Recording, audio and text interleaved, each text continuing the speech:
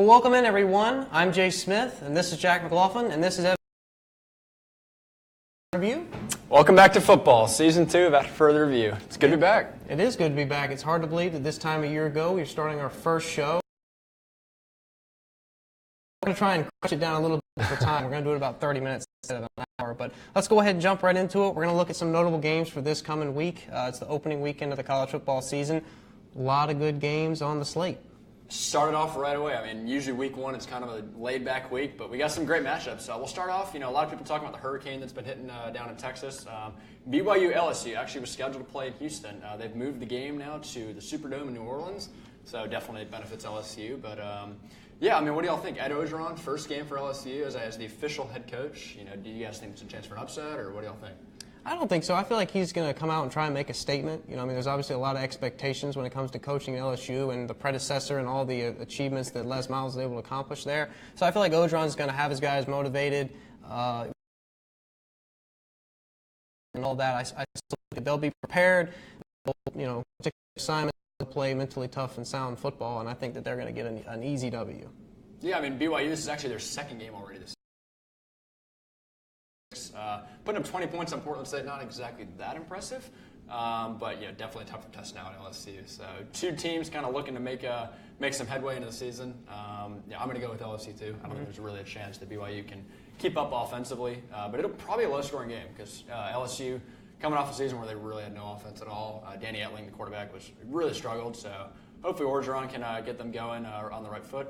We'll move on to another game. I know we're going to talk later about some coaches on the hot seat. This is a great game, a hot game for that. UCLA and A&M. Jim Mora, the coach of UCLA, and Kevin. I heard them both, so Josh was a great quarterback for UCLA. I picked UCLA. I think it's at Texas A&M, right? It is, I believe. I think UCLA is going to come in firing. They got that QB coming back this year. I think he's really going to help out the cause first few weeks, kind of getting people into the rhythm of how to play the season. So I picked UCLA for that one. Yeah, I'm going to take the Bruins as well. This game's actually being played at the Rose Bowl, so a home game here for UCLA. Currently a 4-point favorite. ESPN's got them at a 68% chance to win. I think they cover the spread. I think Kevin Sumlin doesn't last this season in College Station. I got UCLA 31-24. I want to go Bruins too. I'll agree with you on that. Two teams that are really coming in kind of opposite sides. UCLA, great developed quarterback. A&M searching after Trevor Knight left. So it'll be interesting to see how this plays out. UCLA usually kind of disappoints, though. So could go to kind of a trap game that no one's really talking about. Georgia, Appalachian State. We know Appalachian State's ability to make some noise early on in the year. Georgia's looking to make some noise in the SEC. The only other team. What do y'all think? Nick Chubb's back for Georgia. Do you think they pull off, or do you think they're just up for an upset here? I just don't see App State having the firepower to compete with Georgia for 4 quarters. I think, like you just pointed out, Nick Chubb, he's obviously a Heisman contender this year. And, with Kirby Smart now the coach of Georgia, that would be a huge loss for him to open the season, and that would already put him on the hot seat. So I feel like, again, there's too much at stake for them with the whole season. Now they have a player for the first time in a few years that has a legit chance at winning the Heisman, or at least contending for one, having a trip to New York. So I feel like they're going to come out, they're going to be prepared, and they should be able to take care of App State, no problem. Yeah, don't ask Tennessee how it is to play App State week 1, because we saw how that ended last year. They needed a fumble to actually escape it. But, one thing to look at, App State had the 9th ranked scoring defense and the 17th overall defense last year. 27-5 last 2 seasons, so you can't on that. Possibly my brother is probably a little nervous about that. First game in Georgia, so hopefully they get a win for him. Who are y'all picking? I'm going to go Georgia. App State first week. Yeah. I'll go Georgia. I'll go Georgia as well. Jacob Eason coming off a solid year, over 2,400 yards, 16 touchdowns. Nick Chubb, of course, in the Heisman conversation early on. Georgia's over 2-touchdown favorite here. I like them. 92% chance to win according to ESPN. I think they cover. I think they win by 20. Yeah, I like Georgia. I think they're just going to ground and pound with Nick Chubb, and it's just going to be burn the clock. That's all they really need to do. Is after the half, you just burn the clock. Chubb will have 20 carries, 200 yards, easy. Yeah, easily coming back. We'll move on. One of the later games, I think it's played on Sunday, I believe, or maybe Monday. We got West Virginia, Virginia Tech to the Battle of the State of Virginia. West Virginia's got Will Greer coming back from the PED. States, Geography. West Virginia is not Virginia. They totally have separate. a long-time rivalry coming in, so they haven't played in a while. Will Greer coming back from PED. Kind of a fresh start for him. Virginia Tech's still looking for a quarterback. Rod Evans unexpectedly left for the NFL draft. Didn't even get drafted. So, what do you guys think? I mean, Virginia Tech got a great defense. West Virginia also a great defense. What do y'all think about this one? I give the nod to Virginia Tech here, and I think what kind of puts them over the top for me is that I think their coach is real good. I think he'll have them ready for the first week. It's a big matchup for them, and I think that they've prepared well enough, and he'll coach them to a victory this week. Yeah, I'm going to take the Hokies as well, coming off a runner-up finish in the ACC last year. Losing Evans is going to hurt, but I think they're still a solid team. This game's being played at FedEx Field in Landover. 4-point favorite. I don't think they cover. I got a 2017. I'm going to go, I guess, with the upset is what it sounds like. I'm going to go with the Mountaineers. 22 versus 21, so I guess you could go. One of those games is going to be like one of the highlights of the beginning of the year, first 4 or 5 weeks. We may look back. And this honestly could shape either team's season because Virginia Tech has a great defense. They could contend for an ACC championship, possibly against Florida State or some other schools. And then you've got West Virginia, who has a pretty favorable schedule in the Big 12. And if they can win their opener, they pretty much cruise until they play Oklahoma State at home. And that isn't until the end of October. So really, if you're West Virginia, if you can get over this opening hurdle, you can set yourself up for a possible playoff run if Will Grier, their quarterback, can play well. I know you had told me earlier you think they could possibly squeeze their way in if they get off on the right foot and keep Maybe it going. so. Kind of a tough test. I mean, if you're Josh Jackson Jr., I think his name is, for Virginia Tech, he's a redshirt freshman. Tough test to start the year against. Grier's talented. I watched him play in high school. Absolutely. He's a really, really good quarterback. They can't play in the year, obviously coming off that suspension. But if West Virginia wins, it'll be behind Grier. We'll see what he can do without a little bit of help. Let's see. We've got two of the biggest games to close it out. We got Michigan, Florida, two of the Blue Bloods. Florida last year made the SEC championship game. Michigan made a lot of noise. Jim Harbaugh, all the khakis, all stuff like that. Great matchup to start the year for both teams. You take a loss, it's kind of hard to rebound because both teams have a hard schedule. So what do y'all think? I'm going to take Michigan, just based on Florida having 7 guys suspended. Siding with the Wolverines. But yeah, I usually didn't do that last year. But what do you guys think about this? I'm going Big Blue. I think that they'll get it done. Okay, simple enough. I got Michigan winning this one. Florida now has the QB that used to be at Notre Dame, and he had a lot of issues at the end of last year. Is still kind of getting over those humps. I don't see Florida winning this game, but if he comes primed and ready to go, like the potential that he had, I was going to say it's going to be real interesting to see the quarterback situation. I mean, Jim Harbaugh hasn't even announced his quarterback yet. Wilton Speight was the starter last year, and he returns. And then Florida's got 3 quarterbacks, so it really kind of remains to be seen what each coach is going to do. What were you going to say, Evan? I was just going to say this game being played at AT&T Field, neutral site, so I don't think the home field advantage goes to either one. I was kind of hesitant to pick Michigan because they had 12 players drafted last year, and a lot of those on the defensive side of the ball. Peppers was mainly two yeah, exactly. So essentially 13 players drafted. So I thought rebuilding for them was going to be real tough, especially having Florida week 1, but Harbaugh can work a little magic. And then I looked this game up and realized that Florida's got 8 players suspended for this game, 2 of those being starters. ESPN's currently got this about a 50-50 shot. It's 50.5% Michigan right now. They're a 3.5-point favorite. I think they cover, and I think they win this by double digits. So I'm going.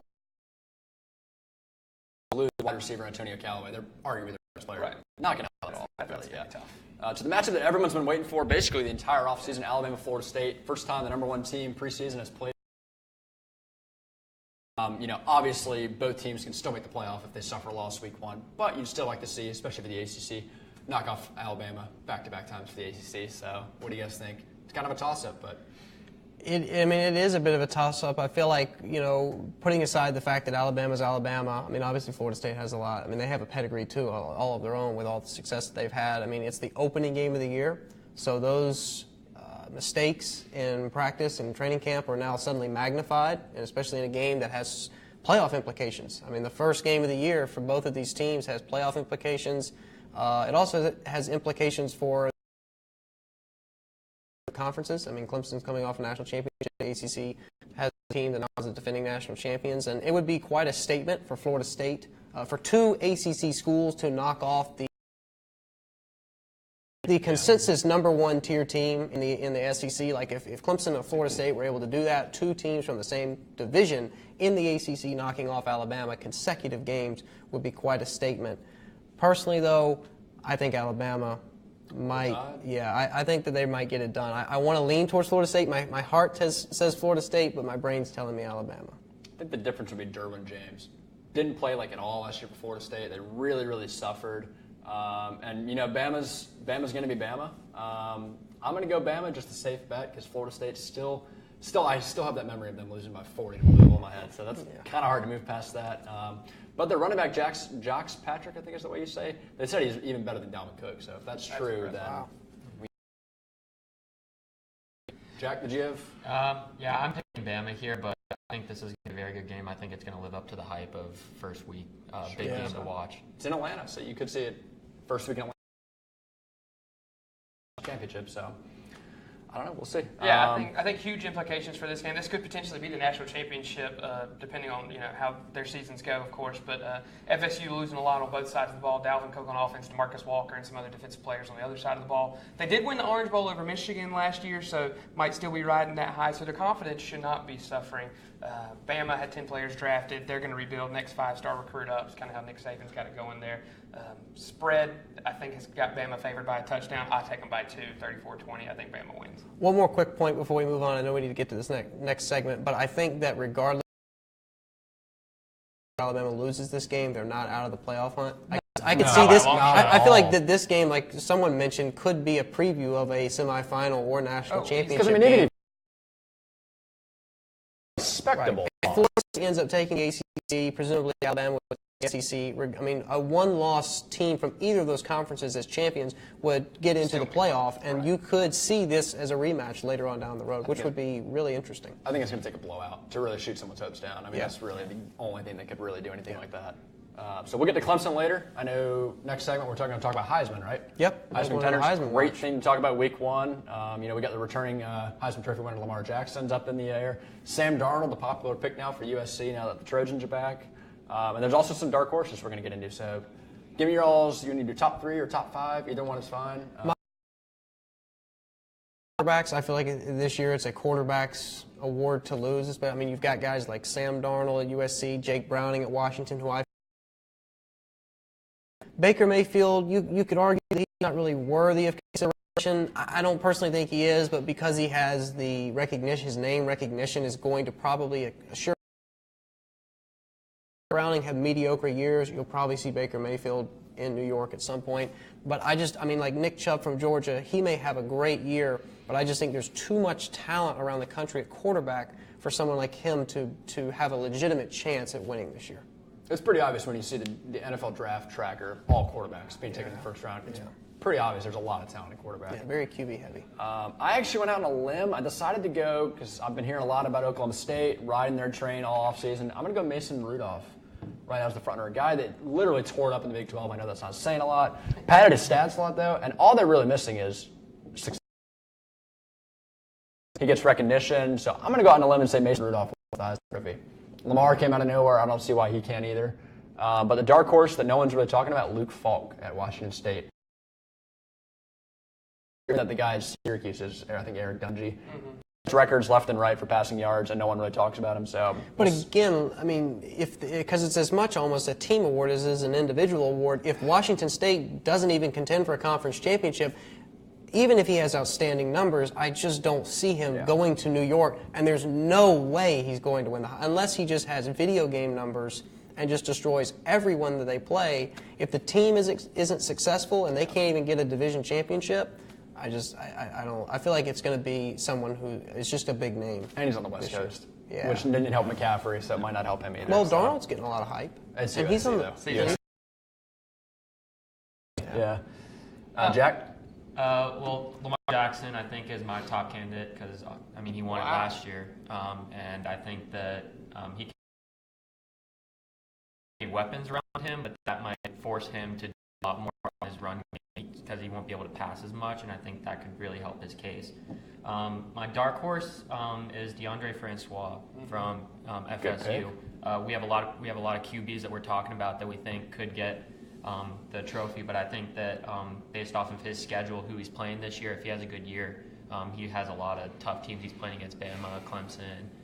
So if he has a good year and they win the ACC, I think he definitely could go up in the ranks there. I think so as well. I've got Darnold as my number one as well. I don't actually think he's going to win the Heisman, but preseason odds favor him. Everybody else is kind of talking about it. safe bet for now, if there is a preseason safe bet. So he's my number one. Number two, I got Saquon Barkley. Had a great Rose Bowl. Second half of last year was really, really strong. I think if Penn State could be hearing Barkley's name as being one of the top three to go to New York, he might not win it, but he might get a good invite to New York. At 3 and 4, I got Jalen Hurts and Bo Scarborough, both from Alabama. Typically, you see a Heisman invitee being the best player on the best team, so I think whichever one of those has the better season has a realistic shot of winning it. It's kind of turned into a running back war now, so Scarborough might have the advantage, but I like Jalen Hurts as quarterback. He's basically a running back. Yeah, exactly. So running back with a good arm. That he can actually throw. I've got Francois, my number 5 too, for all the same reasons you said, Jack. I think Francois is a great quarterback. I think he's going to be really good in the NFL, and Florida State beats Bama or wins the ACC or both. I think that he's going to be a popular name come November. And then my dark horse is Luke Falk as well. Cannon of an arm, throws for hundreds and thousands of yards during the season, but again, plays on the West Coast, 10:30 p.m. games. Nobody's really watching you no matter what you're not high on Washington State right now. I think they got a realistic shot at winning the Pac-12, which if they do, Luke Falk is going to be a popular name come high. So are we Pac-12 after dark. are we all in agreement that it's more than likely going to seem to be the consensus among like our picks? Because, I mean, in terms of running backs, I mean, you got Barkley, you got Scarborough, you got the guy at LSU. I think Chubb. Guys. And Chubb, yeah. Guys, Darius guys. I don't know, though. Like, going back to Lamar, you're talking about, like, running and scoring a lot of points, you know, using his legs. He's going to throw a lot more. That's what they're saying about Lamar Jackson is they're going to try and prepare him for the NFL. So that might kind of hold him back a little bit. And I just think all these teams are really trying to develop their passing because they saw what Deshaun did. So I don't. And they've seen. I mean, the coaches now have tape on Lamar. I mean, there's, you know, You can have tape on him. He's one of the shiftiest players. He is one of the most Clemson had tape on him, elusive and we still players. messed around. Exactly. I still feel like this year's particularly it's a quarterback's award. I'm going to go 60-40 quarterback, running back. I think any other position doesn't really stand a chance at winning it. What it's morphed into, basically. I think a lot of people are saying Derwin James as a dark horse candidate. He's not going to stand a chance. He'll be lucky to finish top 10 in voting. Yeah, He's barely the best player on his team, let alone. Right, exactly. You know. I think 2 quarterbacks could be invited to New York. I think a running back might snag that 3rd spot.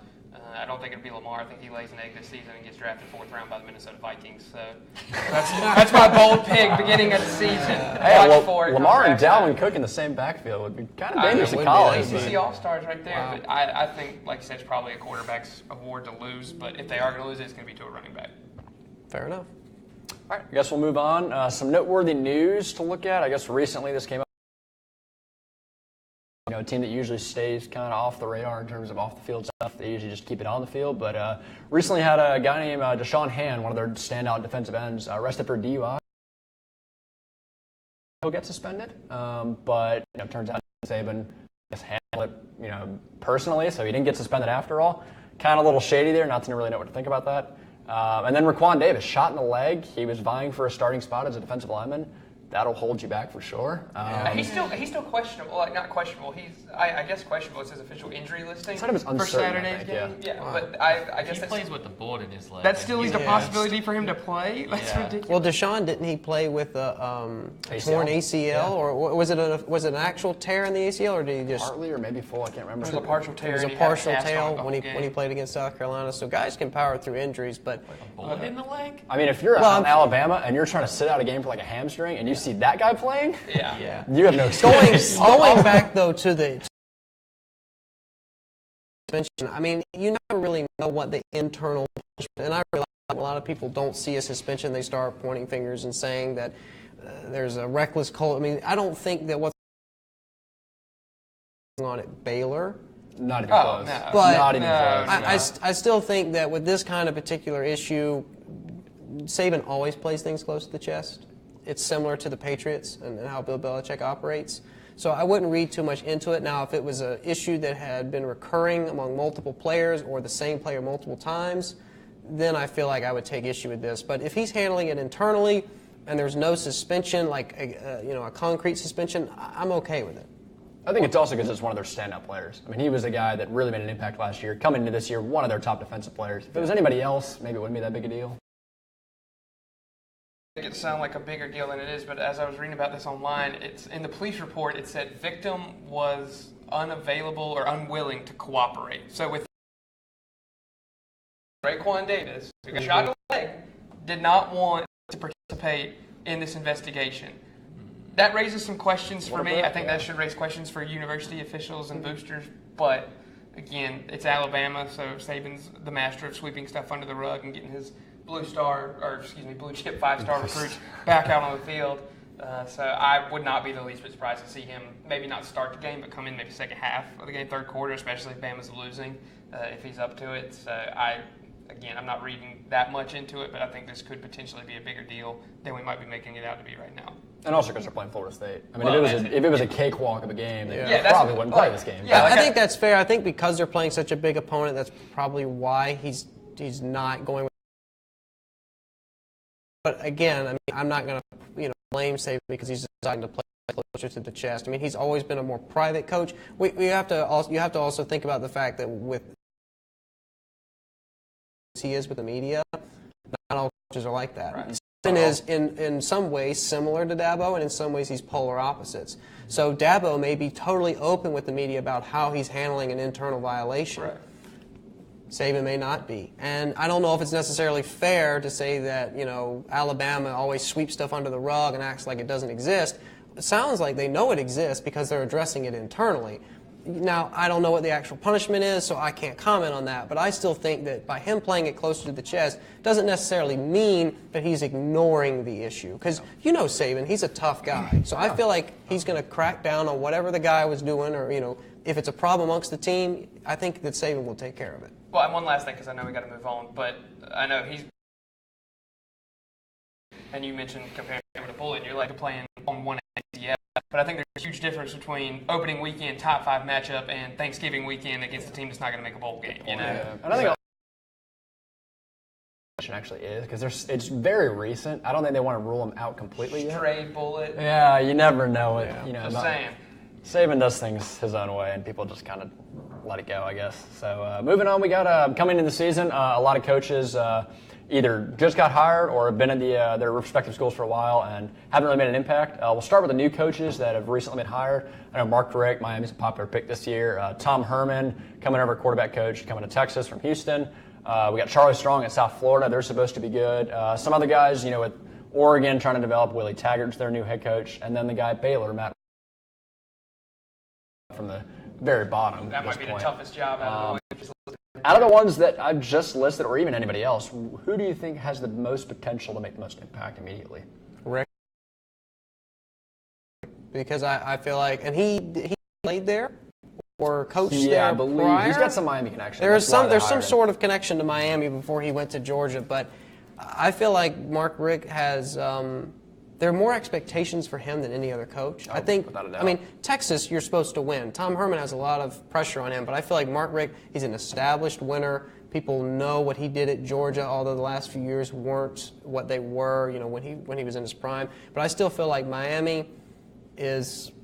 I feel like he's going to take him places. I know I was high on him last season, and they didn't quite pan out as well as I thought that they would. But I still feel like Mark Richt could have a. 790. Okay. There's your connection. Yep. Which we can see for the because I've been waiting for a long. Miami, I don't think they've. I think they won a bowl game in like 10 years. It's been so long. They hadn't made much noise. They're unbeatable. Yeah. It's been a downhill slide in the last 15 years for Miami. I don't think they've won an ACC championship either since we got them. I mean, that was when they kind of just disappeared, and which was kind of unfortunate. Charlie Strong, I think South Florida is a really popular pick, and it's a great place. I mean, he's got no pressure at all to win immediately. Which is what Charlie Strong needs, because you put too much pressure on Charlie Strong like they did in Texas, and he lasts less than 5 He broke, years. exactly, yeah. I guess going on like another side of things, you could talk about coaches that are on the hot seat. I know we already previously brought up Kevin Sumlin and Jim Mora. I know Jack is a Notre Dame fan, big on Brian Kelly. Will this be his last year? We thought so last year. What you thinking? It really just depends on what Notre Dame's higher board people do. I mean, at this point, it makes it sound like they're going to keep him and they're going to try and stick with him. But I think a lot of buy him out. So in a season like this, the board might be forced to just buy him out and get him out of there and try and get somebody new. But And I heard someone today that was talking about all the coaches that are now in the Big Ten with, you got Harbaugh, you got Urban Meyer, you got even James Franklin at Penn State. How in the world are you going to recruit anymore if you're up in Notre Dame? I mean, it's a cold place. Nobody wants to go there. They're losing. There's so many other great teams to go to, so just a tough there's. I situation. mean, Notre Dame is one of the blue bloods of college football. I mean, Very good point, yeah. there are people that want to play at Notre Dame, not just because it's a great team, but just because that's where they're the history of the school. Their parents went there, they have some other connection that went there. So, I mean, I feel like if they make a bowl game this year. If they make a bowl game, then it'll be a step in the right direction. I would say if they make a respectable bowl game. Yeah, 6-6. Ooh, At the end of the year, so you consider 8 wins get into respect? I would say 8 wins would Maybe be seven. if they go 6-6 or 7-5. I think that. Order. They have a ton of great games on their schedule. They have a lot Plenty of of tough chances teams, to win against like USC. If they go a tough 6-6, Yeah. I think that might be better than an easier 8-4. It also depends on their 6 losses and how bad they were too. I mean, if you're losing to good teams by a few points, then you might look at that and be like, if you would have flipped a coin and you might have won a few extra. But recruiting, I don't think is as big of an issue for Notre Dame. I think it's more of the coaching and getting those players ready to play. Just can't lose to Duke. Yeah, that was Fair enough to say. Yeah. Go ahead and jumping into the next topic, though. Would you go ahead and move on? Looking at Clemson's quarterback battle, I mean, I don't really know if it's much as a I think it's still a battle. Well, I think it's still a the battle? battle might be over, but the war is not won by long. very Well, true. Kelly's been named the starter for those who somehow.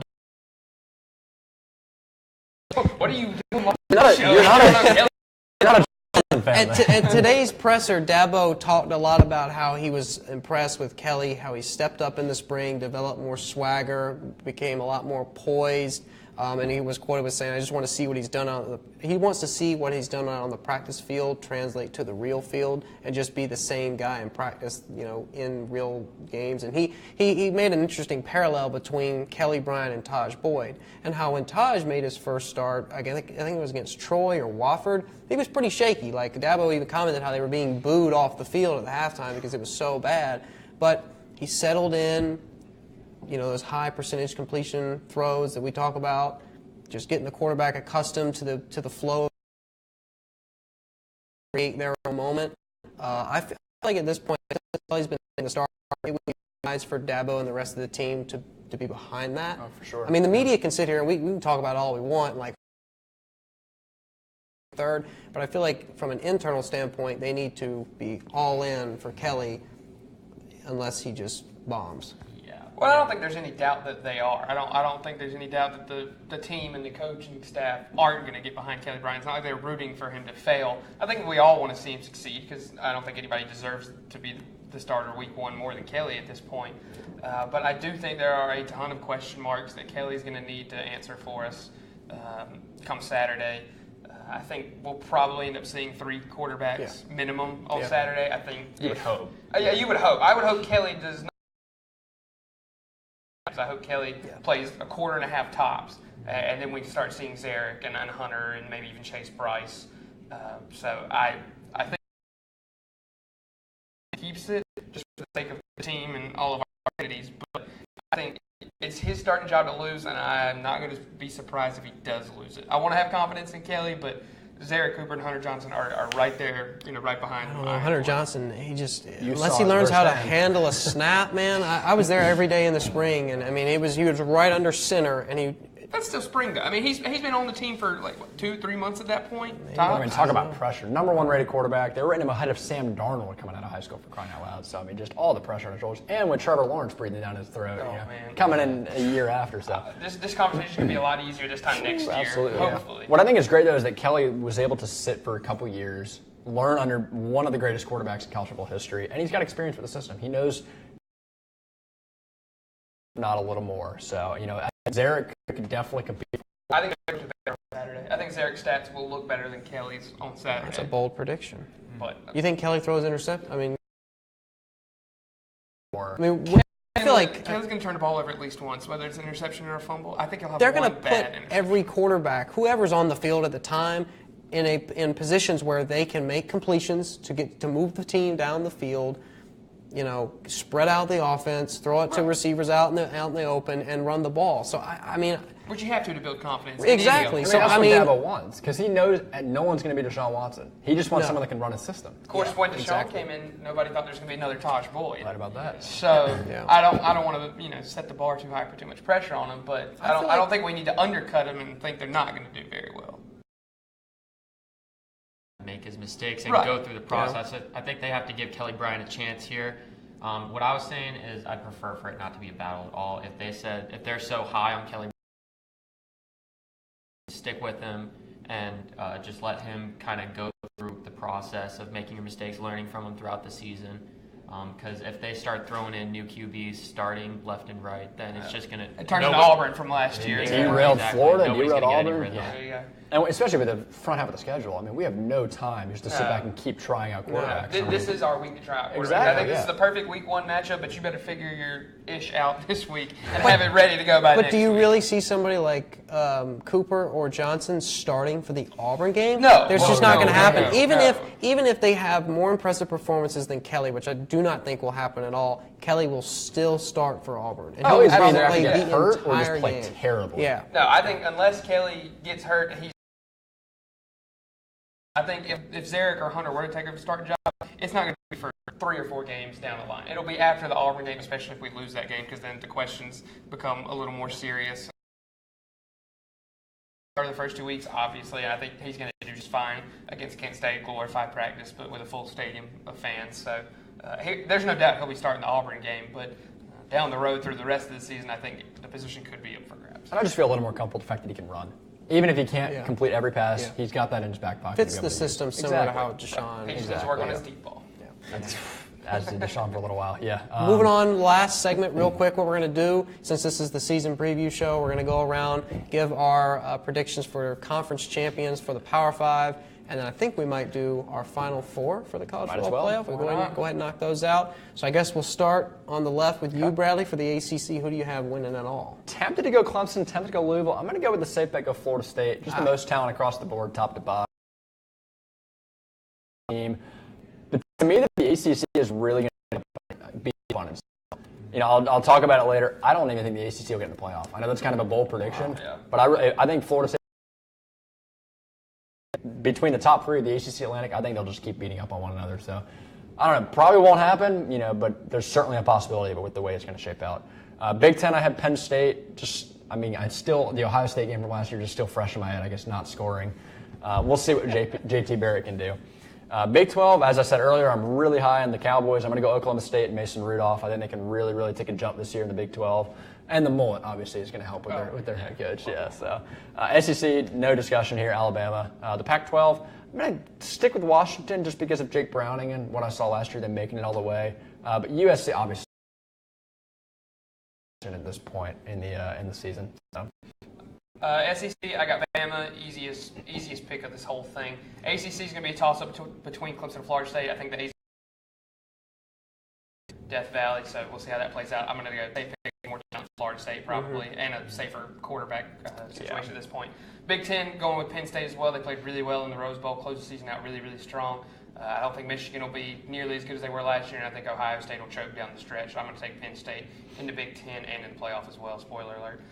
Big 12, I'm going to go with Oklahoma, the Fighting Baker Mayfields. I'm not a huge fan of Baker Mayfield. I'm not high on the Oklahoma bandwagon. I don't think they make the playoff, but I think they win the Big 12 just because the Big 12 is so weak towards the middle and bottom of the conference. Do they have a conference championship this year? Yes. They do. This year? First year. Okay. First year. Well, that'd be fun to watch. See if Oklahoma can beat whoever's in second place. It's going to be whoever throws the most yards. West scores the most Virginia. points. West Virginia. Could There be. you go. Yeah. Pac-12, I'll take USC.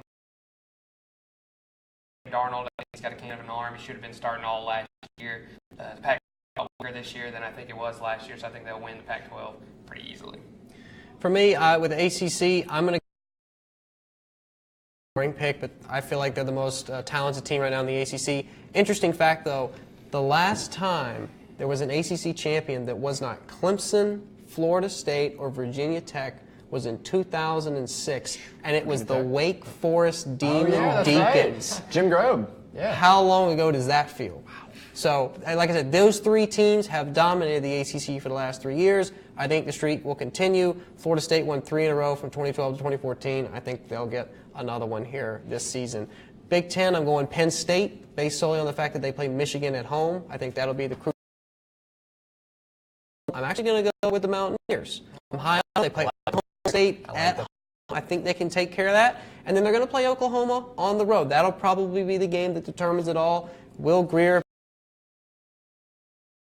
could be a Heisman, could be a Heisman showcase. That's at the end of the year, too, isn't it? Yes, it is at the end of the They could end season. up playing each other twice within the They same few should. weeks. There you go. Yep. Pac-12, I'm going with the Trojans, another safe, boring pick. I mean, Darnold, Heisman hype, stellar. There's pretty much nothing else you really need to say about that. And then SEC, Alabama, it's hard to pick against them. They reload every year, and I haven't seen enough. I mean, we haven't played the games yet, so it's hard to be able to pick a team that I feel like could contend with them in a game for 60 minutes. I think the closest SEC competitor Bama's going to have is going to be LSU. Yeah, Really? maybe so. I'd go on a limb and go Georgia, just because their schedule. It's extremely easy for about 10 weeks. Georgia, the nod is second best in SEC, but that's if Nick Chubb is healthy the whole year. That's a big if, though. All right. Well, you guys have said a lot of the same.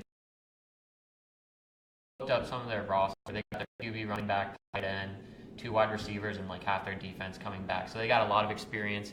James Franklin has proven to be a very good coach, recruiting and getting his team ready. I think they're going to be able to party with the big boys this year, Michigan and Ohio State, and win the Big Ten. ACC, FSU, I think I'm just beating a dead horse at this point. I think we've all made very good points about that. Pac-12, I got Stanford. Yes, okay. I think part of the reason I'm putting Stanford is because I'm iffy on Washington. They lost a lot of their defensive players. They got their offense coming back, the quarterback and running back duo, which is great. But their defense lost a lot. I wiped the floor with rice last week. Yeah, Australians got a Australia. good show there. Well, Bryce Love had, I think, like 200 yards in the first half. And the guy and he looks really good. He played in their bowl game last year when McCaffrey didn't play, and he looked in that bowl game too. So I think he'll kind of take over the McCaffrey role as best he can.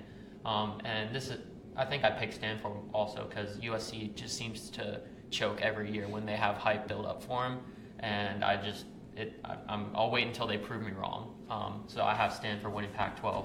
Big 12, I got Oklahoma winning it. I don't really see anybody else contending with them. SEC, Bama, like I said, the only team I think can compete with them is Georgia. They have a healthy Nick Chubb and Jacob Eason's doing well. And that's all I got. All right, real quick, top 4. Bama, Penn State, Oklahoma State, and Washington. I got to go Bama. Scarborough and Hurts. Been there, done that. I think it's kind of a weak drop-off, so I'm going to go Bama. November 11th in Death Valley, either Clemson or Florida State, because they won loss SEC champion, and then Penn State. But if Oklahoma can run the table and win the Big 12, they could sneak in there. All right, for me, I'm going to go Penn State, West Virginia, USC, and Alabama. I think the ACC gets left out because In that order? Florida, From 1 to 4? not necessarily in that order. Whoa! I'm going That's a heart out, attack. State number 1? I'm going alphabetical because Florida State will lose to Bama in the season opener, and a one-loss ACC champion may get bumped down below a West Virginia if they're able to beat Oklahoma State and Oklahoma on the road. I got Penn State, Florida State, Bama, Oklahoma. I think Oklahoma gets in this year because they finally have a championship game for the Big 12. They finally get that nod, and it's going to start to become a constant thing, I think, for those. Coming back. Yeah. Although, I will say, just last thing, I want to take a quick dig at Oklahoma because Bob Stoops just up and left randomly a couple months ago. So,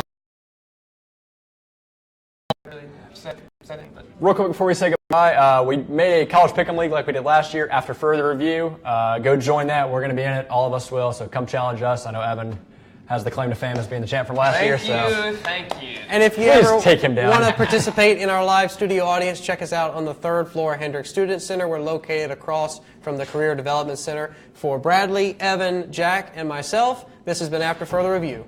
Thanks for watching.